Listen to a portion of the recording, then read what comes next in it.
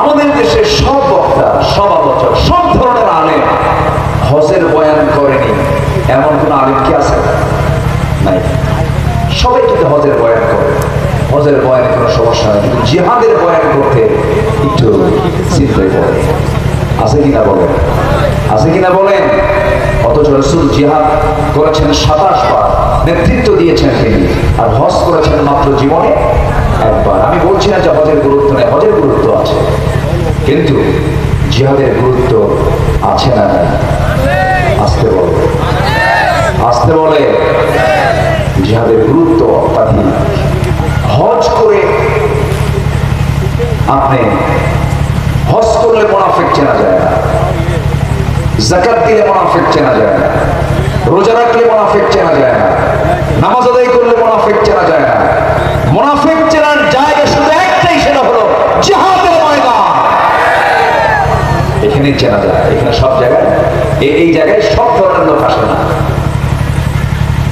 এখানে আসে হলো একমাত্র যারা ওমা উমিরু ইল্লা লিয়াবুদুল্লাহ মুখলিসিনা লাহুদ্দিন, তারাই একমাত্র এই জায়গায় আসে। আমার বন্ধুগণ, একটু কান লাগাবেন, দয়া করে মনোযোগ দিয়ে শোনার চেষ্টা করবেন। নবীজি 27টি যুদ্ধের নেতৃত্ব দিয়েছে, মানে হলো 86টা যুদ্ধ তার জীবনে অনুষ্ঠিত হয়েছিল। 27টা যুদ্ধে আমার নবীজি যুদ্ধের পোশাক পরে মাথা থেকে পা পর্যন্ত যুদ্ধের লেবাস লাগায়া ঘোড়ার পিঠে চড়ে তিনি যুদ্ধে অংশগ্রহণ করেছেন সেনাপতি হয়ে। অস্ত্র হাতে নিয়েছেন, তরবারি হাতে নিয়েছেন, লৌহ বর্ম পরেছেন, বর্ষা হাতে নিয়েছেন। যুদ্ধের ময়দানে হাতের মধ্যে সব অস্ত্র হাতে নিয়ে যুদ্ধে সামিল হয়েছেন।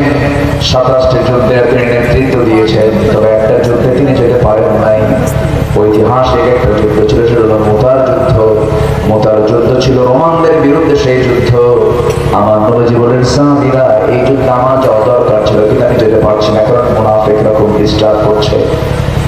আমার এই মদিনাকে অবরুদ্ধ করার জন্য, দখল করার জন্য মুনাফিকরা চক্রান্ত করছে, ইহুদিদের সঙ্গে যোগ সাজস করছে। আমি মদিনার বাইরে যেতে পারবো না।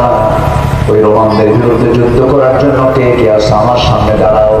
সব নবীর সামনে দাঁড়ায় গেলে, নবীর সামনে দাঁড়িয়ে আমার নবীজি বললেন, সাহাবীরা, এই যুদ্ধের সেনাপতি নিযুক্ত করা দরকার, আমি নিজে তো যাচ্ছি না, সেনাপতি নিযুক্ত করে দিলাম। যায়েদ, এইদিকে আসো, আমার পালক পুত্র এইদিকে আসো, তুমি হলে 1 নম্বর সেনাপতি যায়েদ। আমার জাফর চাচাত ভাই জাফর বিন আবু তালেব, এইদিকে আসো, আবিসিনিয়া থেকে হিজরত করে এসেছো, আসো, তুমি হবে 2 নম্বর সেনাপতি। আব্দুল্লাহ ইবনে রাওহা, আমার কলেজের টুকরা সাহাবী, তুমি হবে 3 নম্বর সেনাপতি। সেনাপতি মোট কয়জন হয় বলেন? মোটে কয়জন হয়? কিন্তু রাসূল নাম নিলেন কয়জনের? 3 জনের। সাহাবায়ে কেরামদের মধ্যে গুনগুন গুনগুন আওয়াজ শুরু হয়ে গেছে। নবীজি 3 জনকে এক কাতারে দাঁড় করায় দিয়া সাহাবায়ে কেরামকে বললেন, সাহাবীরা, আমার কলেজের টুকরা যায়েদ বিন হারিস যদি শহীদ হয়ে যায়, আমার জাফরকে পরবর্তী সেনাপতি বানায় দিবা। আমার জাফর যদি শহীদ হয়ে যায়, আব্দুল্লাহ ইবনে রাওহাকে পরবর্তী সেনাপতি বানায় দিবা। আমার আব্দুল্লাহ যদি শহীদ হয়ে যায়, তোমাদের মধ্যে থেকে একজন সেনাপতি নিযুক্ত করে দিবা। মানে রাসূল বুঝা দিলেন, আমার 3টা সাহাবী আর ফিরে আসবে না। এই 3 সাহাবীর কানে এই কথা যখন চলে আসলো, সাহাবীরা তো মৃত্যুর ভয় করেন না। এই 3 জন সাহাবীর মুখে হাস্যোজ্জ্বল হাসি ফুটতেছে চেহারার ভিতরে। মুনাফিকরা পেছন থেকে সে কানে কানে বলছে, যায়েদ যুদ্ধে যেও না, জাফর যুদ্ধে যেও না, আব্দুল্লাহ যুদ্ধে যেও না, কারণ তোমরা নিশ্চিত 3 জন মারা যাবে, কারণ যুদ্ধের সেনাপতি একজন হয়। এই 3 জন ব্যক্তি, 3 জন সাহাবী একসঙ্গে করে ফেলেন মুনাফিকরা, তোরা আমাদেরকে কোন দিকে নিয়ে যেতে চাস জানিস না, তবে আমরা নাকের মধ্যে জান্নাতের ঘ্রাণ পেতেছি। সুবহানাল্লাহ। আমার বন্ধুগণ, আমার নবীজি এই 3 জনকে দায়িত্ব দিয়ে পাঠায় দেবেন এমন সময়, যায়েদ, তোমার সঙ্গে আমার জীবনের শেষ সাক্ষাৎ হতে পারে, যাও পরিবারের কাছ থেকে বিদায় নিয়ে আসো। তিনি বলছেন, হুজুর কোথায় আর যাবো? আয়েশা আমার মা, আমার আব্বা, যাওয়ার কোনো জায়গা নাই, নাকের মধ্যে জান্নাতের ঘ্রাণ পেতেছে হুজুর, যুদ্ধে আমি রওনা দিয়ে দিলাম। জাফর বিন আবু তালেবকে রাসূল বলেন, আমার চাচাতো ভাই, বউকে সময় দিতে পারো নাই, আবিসিনিয়া ছিলাম, সন্তানদের কাছ থেকে বিদায় নিয়ে আসো, যাও যাও, আমি বলে দিচ্ছি জাফর আবু তালেব বলছেন, হুজুর আমারও যাওয়ার প্রয়োজন ছিল না, আপনি বলার কারণ আমি পরিবার কিছু সময় দিয়ে আসি। দরজার সামনে গিয়ে দাঁড়ালেন, দরজা খুলে গেল, মুসকি মুসকি হাসি মেরে সন্তান দুইটাকে দুই উড়ুর উপরে বসায় রেখে আদর করলেন। স্ত্রীর দিকে তাকায় বলছে, স্ত্রী আমার, আমি তোমাকে একটু ভালো করে দেখে নিচ্ছি, চিরদিনের মতো আমাকে বিদায় দিয়ে দাও। মুতার যুদ্ধের সেনাপতি নিযুক্ত হয়েছি, যুদ্ধ করে যেন শহীদ হয়ে আল্লাহর জান্নাতে যেতে পারি। তারা জান্নাতকে কত কাছে টেনে নিয়েছেন, আল্লাহকে কত কাছে টেনে নিয়েছেন। আমার বন্ধুগণ, এই কথা বলা মাত্রই স্ত্রীর চোখ পানি টলমল করছে। স্ত্রী কাঁদতে কাঁদতে বলছেন, স্বামী আমার, যুদ্ধে যেতে বাধা দেব না, অবশ্যই যুদ্ধে যাবেন। কেন যুদ্ধে যাবেন না, জিহাদে কেন যাবেন না, যান, কিন্তু আমার সন্তানগুলো ছোট ছোট, আপনি মারা গেলে তো, শহীদ হলে তো সন্তানগুলো এতিম হয়ে যাবে। এই এতিম সন্তান নিয়ে আমি কাটাবো সময় কেমন করে? অতএব আমি আপনার জন্য দোয়া করি, অন্তত আপনি যুদ্ধে যে শহীদ না হয়ে গাজী হয়ে আমাদের মাঝে ফিরে আসে। সঙ্গে সঙ্গে স্ত্রীর বাম হাতটা টান মেরে ধরে তরবারি আস্তে করে বের করে তরবারির উল্টা দিয়ে স্ত্রীর হাতে আঘাত করলেন। আর বললেন, স্ত্রী আমার, তরবারিতে তোমার হাতে মেরেছি, হাত কাটছে নাকি না কাটে নাই, কেন উল্টা করে মেরেছেন, উল্টা দিকে আঘাত করেছেন। আব্দুল্লাহ জাফর আবু তালেব বলছেন, আমার স্ত্রীরে আমি তোমাকে আঘাত করলাম, তরবারির উল্টা দিক দিয়ে জন্য কাটলো না, আমার জন্য যত উল্টা দোয়া করো সে উল্টা দোয়া কবুল হবে না, কারণ আমি নিশ্চিত আমি শহীদ হয়ে যাব, কারণ নাকের মধ্যে আমি জান্নাতের ঘ্রাণ পেতেছি। আমার আগে একজন সেনাপতি, পরে একজন সেনাপতি, আমার জন্য দোয়া করো আমি যেন শহীদ হয়ে যাই। এই কথা বলে জাফর বিন আবু তালেব সন্তানদের দিকে আর তাকালেন না, চক্ষু বন্ধ করে দরজা খুলে দৌড় মারলেন পেছন থেকে। সন্তানগুলো বারবার আব্বা আব্বা বলে ডাকে, কাটা কবরের মতো ছটফট করে, একটা বারের জন্য ফিরে তাকালেন না। যুদ্ধে ঝাঁপিয়ে পড়লেন জাফর। আব্দুল্লাহ বিন রাওয়াহা রাদিয়াল্লাহু তাআলা আনহু, নবীজি বলেন, আব্দুল্লাহ যাও পরিবারের কাছ থেকে বিদায় নিয়ে আসো। আব্দুল্লাহ বিন রাওয়াহা নতুন বিয়ে করেছেন, দুপুরবেলা হাতে তার রং লাগানো আছে, বউটা তার সুন্দরী বউ, ঘরে এখনো সাজিয়ে রেখেছেন। ঘরের সামনে গিয়ে দরজা করলেন কি, পিছন দিকে শেকলটা লাগায় দিলেন, সিটকিনি লাগায় দিয়া বলছেন, স্ত্রী দরজা খোলার চেষ্টা করলো, দরজা খুলতে পারবা না, আমিও ভিতরে যাবো না, সময় নেই, জিহাদে যেতে হবে, শুধু তোমার কাছ থেকে বিদায় নিতে আসলাম, আমি যুদ্ধে যাচ্ছি, আমি যেন শহীদ হয়ে যাই, আমার জন্য দোয়া করো, আমি তোমার জন্য দোয়া করি, আল্লাহ যেন কিয়ামতের দিন হাসরের ময়দানে যেন আল্লাহ তাআলা তোমার সঙ্গে আমার সাক্ষাৎ ঘটায় দেন, আমি তোমার কাছ থেকে বিদায় নিয়ে যাচ্ছি। স্ত্রী বলছেন, স্বামী আমার, আমি আপনাকে চিনলামই না, আপনি দেখতে কেমন, শুনতে কেমন, কিছুই জানলাম না, কেবল বিয়ে হলো, একটা বারের জন্য আমাকে দেখার সুযোগ দিয়ে দেন, আমি যেন হাসরের ময়দানে আমি আপনাকে যেন চিনতে পারি স্বামী হিসাবে।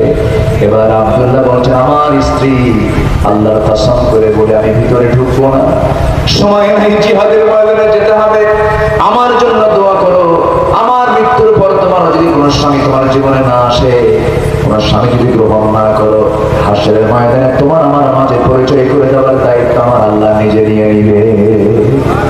যুদ্ধে ঝাঁপিয়ে পড়লেন, যায়েদ বিন হারিস শহীদ হয়ে গেলেন, জাফর বিন আবু তালেব শহীদ হয়ে গেলেন, আব্দুল্লাহ বিন রাওয়াহা শহীদ হয়ে গেলেন। যুদ্ধের ভিতরে এক পক্ষের সৈন্য সংখ্যা হলো 1 লক্ষ, ওইদিকে মুসলমানদের সৈন্য সংখ্যা হলো মাত্র 3000। কোথায় 3000, কোথায় 1 লক্ষ? সেই রোমানদের আধুনিক অস্ত্র শস্ত্রে সজ্জিত রোমান সৈনিকরা। 3 জন সেনাপতি যখন দুনিয়া থেকে বিদায় নিলেন, আব্দুল্লাহ বিন রাওয়াহা শাহাদাত বরণ করার সঙ্গে সঙ্গে খালিদ বিন ওয়ালিদ রাদিয়াল্লাহু তাআলা আনহু সঙ্গে সঙ্গে করলেন কি, কালেমার ঝান্ডা হাতের মধ্যে নিয়ে যুদ্ধ চালালেন। যুদ্ধ চালাতে চালাতে এক পর্যায়ে দেখা গেল ওই 3000 সৈন্যকে কয়েক ভাগে ভাগ করে 1 লক্ষ সৈন্যকে দুনিয়া থেকে তিনি 1 লক্ষ সৈন্যের বিরুদ্ধে তিনি মোকাবেলায় দাঁড়াতে গিয়া তিনি নিজে খালিদ বিন ওয়ালিদ 7 থেকে 8টা তরবারি ভেঙে চুরমার করে ফেললেন। 1 লক্ষ সৈন্য পরাজিত হলো মাত্র 3000 সৈন্যের কাছে। কার সাহায্যে? আসতে বলবেন না, কার সাহায্যে? আল্লাহর সাহায্যে পরাজিত হলো রোমান সৈনিকরা। রোমানদের পরাজয় হয়ে যাওয়ার পর 3000 সৈন্যের বিরুদ্ধে রোমানরা টিকতে পারলো না, কারণ ওই 3000 সৈন্যদের সাথে সাহায্যের হস্ত প্রসার করেছেন তিনি আমার কে। মুসলমানদের বিজয় হয়ে গেল। খালিদ বিন ওয়ালিদ কালিমার বিজয়ী পতাকা নিয়ে হাতের মধ্যে নিয়ে ছুটে চললেন মদিনার দিকে। মদিনার ভিতরে যখন ঢুকে গেলেন, নবীর সঙ্গে যখন দেখা হয়ে গেল, সালাম বিনিময় হলো, কিছু বললেন না। যুদ্ধে জয় হলো না পরাজয় হলো আগেই প্রশ্নগুলো না করে রাসূল প্রথমেই বলে ফেলেন, সাহাবীরা জিহাদে অংশগ্রহণ করেছো ভালো কথা, নামাজটা ঠিক মতো আদায় হয়েছে নাকি? কথা কি বোঝা যায়? নামাজ কারা কারা পড়বো 5 ওয়াক্ত একটু হাত তুলে দেখান তো দেখি। জোরে বলি ইয়া আল্লাহ, আরো জোরে বলি ইয়া আল্লাহ। আমাদেরকে 5 ওয়াক্ত সালাত আদায় করা তৌফিক তুমি আল্লাহ দিয়া দাও। জোরে বলি আমিন, আরো জোরে আমিন, আরো জোরে আমিন। এই মাঠে এই যে আমরা সিদ্ধান্ত নিলাম, এই সিদ্ধান্তের কথা কি বলার আগ পর্যন্ত মনে থাকবে? আব্দুল্লাহ আমিন এখানে এসেছিল, এই নগণ্য গোলাম, তার আহ্বানে আমরা সাড়া দিয়ে বলেছি আকাশের দিকে হাত উঁচু করে, আল্লাহ নামাজের জীবনে ছেড়ে দেব না। এমন সিদ্ধান্ত কি নেওয়া যায়? আল্লাহ যেন কবুল করেন, জোরে বলে আমিন। সম্মানিত ভাই, নবীজির ইন্তেকালের পূর্বে শেষ কথাও ছিল নামাজ। রাসূল নামাজের ব্যাপারে খুবই সতর্ক থাকতেন। অনেক বাবা আছে সন্তানকে নামাজের ব্যাপারে বলে না, ফজরের সময় নাক ডেকে সন্তান ঘুমায়, বাপ মা চিন্তা করে বাজান খুব কষ্ট পাবেন, ডাকবো কেমন? ফজরের সময় কি ডাকা যায়? সন্তানটার ঘুম নষ্ট হয়ে যাবে, আবার সকালবেলা স্কুল আছে, না ঘুমা। কিন্তু আমার বন্ধুগণ, এটা ভাবতে হবে, দুনিয়ার এই আরামটা আগে না জাহান্নাম থেকে বাঁচা দরকার আগে? বলেন বলেন বলেন বলেন বলেন। জাহান্নাম থেকে বাঁচতে হবে তো। ফজরের সময় আপনার সন্তান ঘুমাচ্ছে, আপনিও দেখতেছেন, ওই সময় যদি ওই ঘরে যদি আগুন ধরে, তখন আপনি কি করবেন? আগুন ধরলে কি করবেন? বাবা ঘুমা, এটা বলবেন ঘরে আগুন ধরেছে, শুধু বাঁচানো না, ওর স্বাস্থ্যের ক্ষতি হবে না কি ক্ষতি হবে এত চিন্তা করার সময় তো নাই। যা শুধু জনসড়ক করে ধরে তাড়াতাড়ি টেনে হেঁটে ঘর থেকে বের করে নিয়ে যাবে, কারণ আগুন তাকে জ্বালিয়ে শেষ করে দেবে। দুনিয়ার আগুন আর কতটুকু কতটুকু দাহ্য শক্তি আছে? নামাজকে ছেড়ে দিলে পরে তার চাইতে বড় জাহান্নামের আগুন আছে না নাই? আজান হওয়ার সঙ্গে সঙ্গে যে পিতা তার সন্তানকে নামাজে ডাকতে ব্যর্থ হয়, সে হচ্ছে ব্যর্থ পিতা, অসত্য পিতা, অযোগ্য পিতা, ঠিক কিনা? এই জন্য আমরা এ ব্যাপারে সতর্ক থাকবো। জোরে বলি ইনশাআল্লাহ। আমার নবীজি ইন্তেকাল করবেন, ইন্তেকালের সময় হয়ে গেছে, আমার নবীজি মারা যাবেন। আমাদের আয়েশা বর্ণিত হাদিস, তিনি লম্বা হাদিস বর্ণনা করেছেন। রাসূল মারা যাবেন, আমার ঘরকে তিনি চয়েস করলেন, আমার ঘরের দিকে তিনি আসলেন। আমি আমার দরজা খুলে দিলাম, নবীজি আমার ঘরের মধ্যে ঢুকলেন। রবিউল আউয়াল মাস, বলছেন আমার আয়েশা, আমার শরীরটা ভালো যাচ্ছে না, আমি মনে হয় বাঁচবো না, দুনিয়া থেকে বিদায় নিয়ে নেব। ও আয়েশা, আমাকে একটু মাথায় পানি ঢেলে দাও, মাথায় প্রচন্ড ব্যথা। নবীজির মৃত্যুর পূর্বে দুটো রোগ বেশি প্রকাশ পেয়েছিল, একটা হলো প্রচন্ড জ্বর, আরেকটা হলো প্রচন্ড মাথা ব্যথা। নবীজি দুনিয়া থেকে বিদায় নেবেন, বিদায় নেওয়ার সময় একবার হুঁশ একবার বেহুঁশ, প্রচন্ড জ্বর, প্রচন্ড মাথা ব্যথা, মাথায় পানি ঢেলে দেওয়া হলো। নবীজি বালিশ তার হাতে দেওয়া হলো। রাসূল বলেন, বালিশ নেব না আয়েশা, তোমার উরুটা বিছায় দাও। উরুতে মাথা রেখে তিনি ঘুমিয়ে পড়লেন, বিশ্রাম নিচ্ছেন। এমন সময় বেলাল আজান দিয়ে দিলেন। বেলাল যখন আজান দিল, আমার নবীজি আস্তে করে উঠে বসলেন। বসে তিনি একে ওঠার চেষ্টা করছিলেন, তিনি মাথা ঘুরে আবার পড়ে যেতে নিচ্ছেন। আম্মা জান আয়েশা থেকে ধরে আবার আস্তে করে শোয়া দিলেন।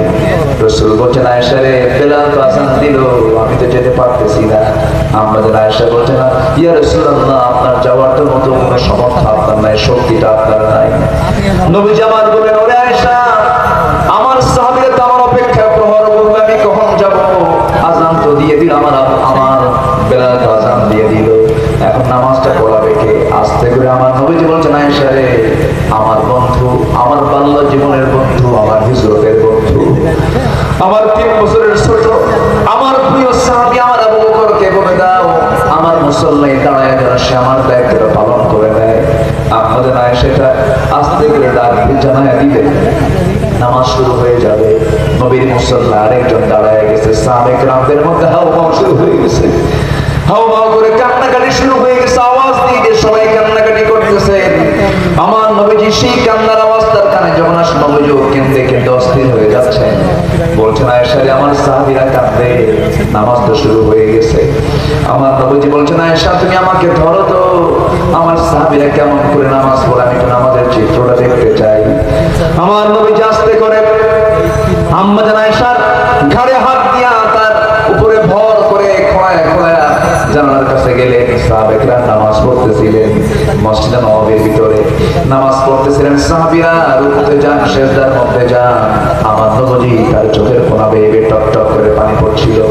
নবীজি কাঁদলেন কিন্তু কোনো আওয়াজ নাই, কিন্তু চোখের কোনা বেয়ে টপ টপ করে পানি পড়ছে, দাড়িগুলো ভিজে যাচ্ছে, গাল ভিজে যাচ্ছে।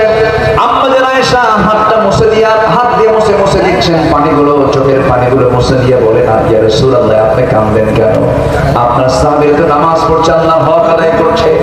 আমার নবীজি বলছেন, আয়েশা রে, আমার যে চোখের পানি বের হতে দেখতেছো, এটা আমার কষ্টের চোখের পানি নয়, এটা আমার দুঃখের চোখের পানি নয়, এটা আমার চরম আনন্দের চোখের পানি। তুমি কি জানো আয়েশা, এই নামাজ যখন মক্কায় পড়তে গেছি, আমার কাফের মুশরিকরা আমার সামনে আমার উটের পিঠের উপর উটের পচা নারী করে চাপায় দিয়েছে। এই নামাজ পড়তে নিয়ে মক্কাবাসী কত ডিস্টার্ব করেছে। এই নামাজ কায়েমের জন্য তায়েফের ময়দানে আমাকে রক্ত ঝরাতে হয়েছে। এই নামাজ কায়েমের সংগ্রাম করতে গিয়ে আমাকে উহুদের ময়দানে দন্দন মরদ শহীদ করতে হয়েছে। এই নামাজ কায়েমের সংগ্রাম করতে গিয়া আমার চাচা আমির হামজা বুকে বুক ফেড়ে কলিজাটা বের করে চিবিয়ে চিবিয়ে তার প্রতিশোধ নিয়েছে। আমার চাচা আমির হামজার কান কেটে ফেলা হয়েছে, হাত কেটে ফেলা হয়েছে, পা কেটে ফেলা হয়েছে, নাক কেটে ফেলা হয়েছে, চোখ তুলে ফেলা হয়েছে। আমার প্রিয় সাহাবী আব্দুল্লাহ বিন জাহাশের নাক, চোখ, কান, নাক সব কেটে ফেলা হয়েছে। এত কষ্টের মধ্য দিয়ে আজকে এই নামাজটা কায়েম হয়েছে। এই নামাজের সুন্দর দৃশ্য আমাকে এই জন্য কাঁদিয়ে তুললো। আয়েশা রে, আমি মনে হয় বাঁচব না, আমি দুনিয়া থেকে বিদায় নিয়ে নেব। আম্মা জান আয়েশা সিদ্দিকা রাদিয়াল্লাহু আনহা তার উরুতে রাসূলকে শোয়া রাখলেন। আবার রাসূল বলছেন, আয়েশা মুখটা কেমন যেন দুর্গন্ধ মনে হয়, আমার গন্ধ গন্ধ মনে হচ্ছে, মালাকুল মউত তো চলে আসবে, দেখো তো মেসওয়াক পাওয়া যায় নাকি। নবীজির পকেটে মেসওয়াক ছিল না। মেসওয়াকের জন্য তিনি করলেন কি, তার ভাইকে ডাক দিলেন, একটা মেসওয়াক এনে দেওয়া হলো। আম্মা জান আয়েশা মেসওয়াকটা আগে শক্ত রেখে চাবায় চাবায় নরম করে দিয়া আমার নবীর হাতে যখন দিয়ে দিলেন, আমার নবী মেসওয়াক শুরুর আগে, মেসওয়াকের আগে লেগে থাকা থুতুগুলো চুষে চুষে পান করছেন। আম্মা জান আয়েশার দিকে তাকে আমার নবী মৃত্যুর পূর্ব মুস্কি মুস্কি হাসি মেরে বলছে, আয়েশা রে, আমি তোমার জীবনের শেষ খাবার আমি খেলাম, আমি তোমার মুখের লালাটা চুষে চুষে পান করলাম, আমি তোমাকে দারুণ ভালোবাসি। এরপর আমার নবী আম্মা জান আয়েশার মুখে সুন্দর একটা মুস্কি হাসি উপহার দিলেন। নবীজি দুনিয়া থেকে বিদায় নেবেন, তার আগ দিয়ে রাসূল আস্তে করে বলছেন, দেখো তো আমার কলিজার টুকরা ফাতিমা কোথায়? ফাতিমার নাম নেওয়ার সঙ্গে সঙ্গে দরজার সামনে ফাতিমা হাজির হয়ে গেছেন। রাসূল তাকে আস্তে করে তার শিওরে ডাক দিলেন, কানের মধ্যে মুখ ঢুকায় বলছেন, ফাতিমা রে, আমার বিদায়ের সময় হয়ে গেছে। দুনিয়াতে তুই কাছে কাছে ছিলি, আমার মৃত্যুর পর তুই কবরের জিন্দেগি আমার কাছে কাছে থাকবি। ফাতিমার কান্না বন্ধ হয়ে গেল। নবীজি দুনিয়া থেকে বিদায় নেবেন, বলছেন, ও আয়েশা, দেখো তো ঘরের মধ্যে কোনো কিছু আছে নাকি। তন্ন তন্ন করে খুঁজে 6 খন্ড স্বর্ণের টুকরা পাওয়া গেল। স্বর্ণের বারগুলো হাতের মধ্যে নিয়ে বলছেন, আয়েশা, এতটুকু সম্পদ আমি আমার ঘরে রেখে যেতে চাই না, আমি আল্লাহর দ্বীন কায়েমের জন্য, আল্লাহর দ্বীনের পথে আমি এই স্বর্ণগুলো দান করে চলে গেলাম। আর আয়েশা, একটা কথা জেনে রেখে দিও, আমার মুখ থেকে সর্বশেষ হাদিস আমার উম্মতকে জানায় দিবা, আমার উম্মতরা যেন কখনো 5 ওয়াক্ত নামাজ না ছেড়ে দেয়। যেরকম সুবহানাল্লাহ, আমার নবীজি ইঙ্গিত দিচ্ছেন, আমার উম্মতরা যেন নামাজটা না ছেড়ে দেয়। হাসরের ময়দানে ওই সমস্ত নামাজি যারা নামাজ পড়েছে, তাদের চেহারায় নূরের চমক চমকতে থাকবে। আমি রাসূল ওই নূরের চমকগুলো দেখবো, তাদেরকে বেছে বেছে নিয়ে আমি রাসূল, আমি সহ ওই সমস্ত উম্মতগুলোকে নিয়ে একসঙ্গে জান্নাতের মধ্যে ঢুকে যাব। আল্লাহ তুমি আমাদের সবাইকে নামাজ হিসেবে কবুল করো। জোরে বলি আমিন, আরো জোরে আমিন। নামাজটা কার হক? আস্তে বলে, নামাজটা কার হক? আল্লাহর হক। সবার আগে আল্লাহর হক আদায় করবো, কারণ আমার চোখ কে দিয়েছেন, আমার হাত কে দিয়েছেন, আমার পা কে দিয়েছেন, মাথা থেকে পা পর্যন্ত সব কার অবদান? আস্তে বলবে না, কার অবদান? আল্লাহ। রাস্তায় চলতে গেলে চোখের মধ্যে ধুলাবালি ঢোকে, ধুলাবালি ঢোকার সঙ্গে সঙ্গে চোখ থেকে কি বের হয়? হ্যাঁ, জীবনের পানি বের হয়। জীবনের পানি না, সাধারণ কোনো পানি নয়, এটা কিছু শ্লেষ্মা, কিছু পিচ্ছিল পদার্থ, ইলেকট্রোলাইটের জটিল সংমিশ্রণ। এটা আপনি যত তীব্র শীতাঞ্চলে আপনি থাকেন না কেন, চোখের পানি এটা কখনো বরফ হবে না। যদি বরফ হয়ে যেত তাহলে চোখটা হ্যাং মারত। আল্লাহ তাআলা চোখ পানির মধ্যে চোখটা ভাসিয়ে রেখেছেন, পিছনে লক্ষ লক্ষ রগ আল্লাহ তাআলা সেট করে দিয়েছেন। আল্লাহ তাআলা এই চোখটা বানিয়ে বলছেন, আলাম নাজআল লাহু আইনাইন, আমি কি তোমার জন্য দুটো চোখ বানিয়ে দিই নাই? এই চোখ শুধু বানান নাই তিনি, এই চোখটাকে তিনি সচল রাখার জন্য স্থায়ী মলমের বন্দোবস্ত তিনি করেছেন। সকালবেলা ঘুম থেকে উঠে চোখের দুই কোণায় কি কালার দেখা যায়? কি কালার? সাদা পিছলি দেখা যায় না? এটা কি সাদা পিছলি না? এটা মলম। এই মলম কে দিয়েছেন? আসতে বলবেন না, কে দিয়েছেন? শুধু চোখটা দেন নাই, চোখের মধ্যে বড় ওষুধটা পর্যন্ত দিয়ে দিয়েছেন। আল্লাহু আকবার। আল্লাহ কি দেন নাই? সব দিয়ে দিয়েছেন। আল্লাহ বলছেন, বান্দা এই চোখটা দিয়ে খারাপ কিছু দেখো না, এই চোখটা দিয়ে ভালো কিছু দেখো। আল্লাহ তাআলা যে হুকুমটা করেছেন এর মধ্যে একটা বিশেষ হুকুম, আমি যেহেতু হজের মাসে আলোচনায় বসেছি, গুরুত্বপূর্ণ একটা হুকুম হলো এই হজের মাসে 1 নম্বর হুকুম হচ্ছে যাদের সামর্থ্য আছে তারা কি করবে? হজ করবে। যারা হজে গেছে আমরা তাদের জন্য দোয়া করি, আল্লাহ তাদের হজকে কবুল করুন। যারা যেতে পারি না আমরা যেন হজে যেতে পারি, আল্লাহ তাআলা সেই তৌফিক দান করুন। জোরে বলি আল্লাহুম্মা আমিন। সম্মানিত ভাইরা, তো এই হজের সাথে জড়িত হলো একটা পরিবার সবচেয়ে বেশি। সেটা কি পরিবার বলেন তো? বলেন, সবাই বলেন, কি পরিবার? এই পরিবারের নাম কি? ইব্রাহিম আলাইহিস সালাতু। আমাদের জাতির পিতাকে আরো জোরে, আরো জোরে, আরো জোরে। ভুল যেন না হয়, ভুল হলে কিন্তু দেখায় না, জনক দেখায় না। কারণ আল্লাহ তাআলার সিলেকশন এটা, আল্লাহ তাআলা নির্ধারিত করেছেন মিল্লাতা আবিকুম ইব্রাহিম, তোমাদের জাতির পিতা হচ্ছে ইব্রাহিম আলাইহিস সালাতু ওয়াস সালাম। আমার কাছে এই ফ্যামিলিটা বড় আশ্চর্যময় হয়। বিশেষ করে আমার আব্বা ইব্রাহিম। আমার আব্বাকে বলেন, বলেন আমাদের আব্বাকে ইব্রাহিম আলাইহিস সালাতু ওয়াস সালাম। আল্লাহ তাআলা তাকে বিশাল একটা পরীক্ষা করেছেন, জন্ম থেকেই তার পরীক্ষা। আমি আজকে সূরা সাফফাত সারাদিন স্টাডি করেছি, কিন্তু আমি আলোচনা শুরু করেছি সূরা মারিয়াম থেকে। কিন্তু একটু জোড়া লাগাই দেবো, হজের মাস তো একটু জোড়া লাগাই দিচ্ছি।